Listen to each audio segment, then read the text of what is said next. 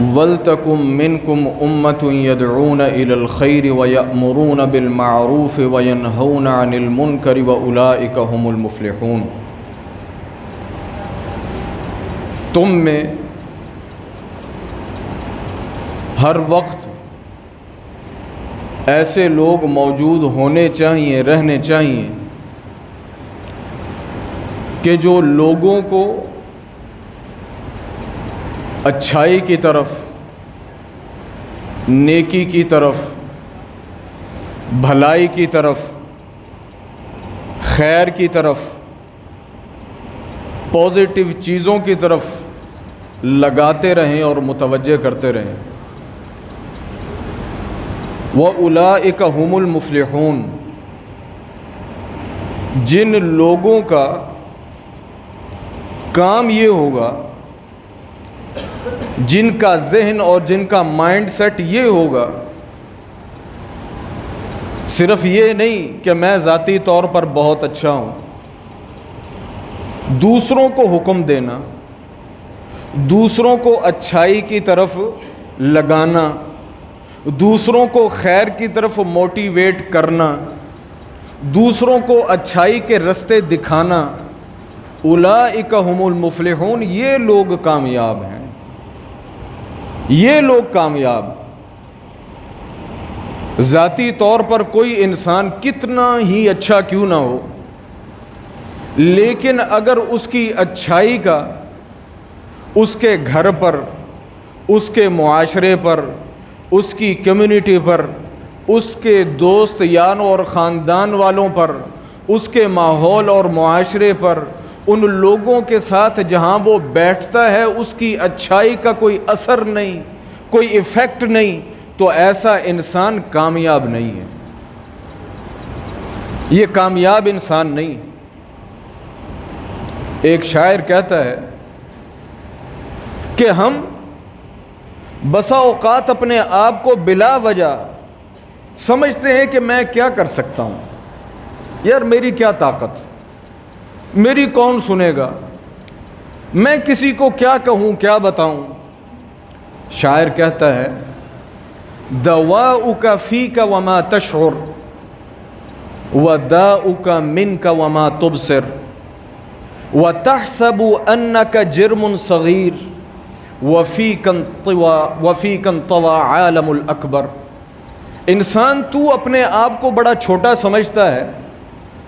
حالانکہ تیری جتنی بیماریاں ہیں وہ سب تیری اپنے سبب سے، اور اگر تو اصلاح کرنا چاہے تو تیری اصلاح کا منبع اور مرکز بھی تو ہی ہے۔ تو سمجھتا ہے کہ تیری اس دنیا میں حیثیت کیا ہے، یاد رکھ کہ اس پوری دنیا میں جو سب سے بڑی طاقتور چیز ہے وہ تو ہے۔ ہم سمجھتے ہیں ہم کیا کر سکتے ہیں،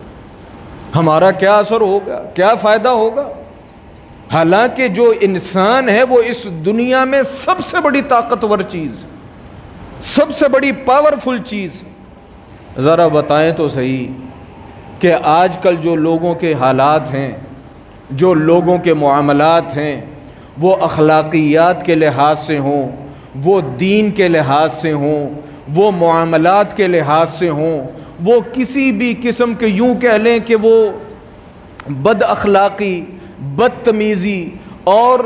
بد اعمالی اور اس قسم کی جو کرپشن سے ریلیٹڈ چیزیں ہیں، وہ جتنی بھی چیزیں ہیں، بتائیں تو صحیح کہ اگر انہیں ہم خود ہی ٹھیک نہیں کریں گے تو کون ٹھیک کرے گا؟